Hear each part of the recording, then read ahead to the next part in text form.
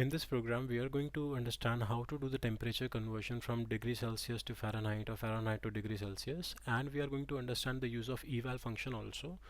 Earlier, what you have studied is the typecasting. A similar concept will be applied here as well.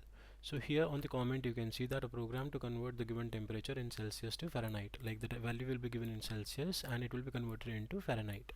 Now we are using the eval function. What is the eval function? Here you can see in the typecasting earlier what we have done is we have used int here, like whatever the input given by the accepted by the input function from the user from the keyboard, so that will be like in the form of text or string, and that has to be converted into integer, and after that only it will be stored in that particular variable. Now instead of int function we are using the eval function.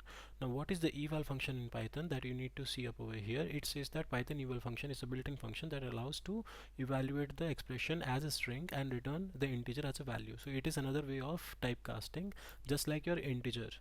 So here again, whatever the value will be given by the user from the input function, it will be read as a text or a string, and that will be converted into the respective integer or float decimal value, and that will be stored into this temperature variable. And after that we are simply putting up the formula. This is the formula to convert from degree Celsius to Fahrenheit. So it is like 9 by 5 multiplied by the value given by the user and plus 32 into that. So whatever the answer will be calculated out, that will be in the form of Fahrenheit, the value of the Fahrenheit temperature. So if we execute this program, so up over here you can click on the run module, and it is asking the temperature. Let's say this is 30 degrees Celsius, so we are giving 30 and press enter.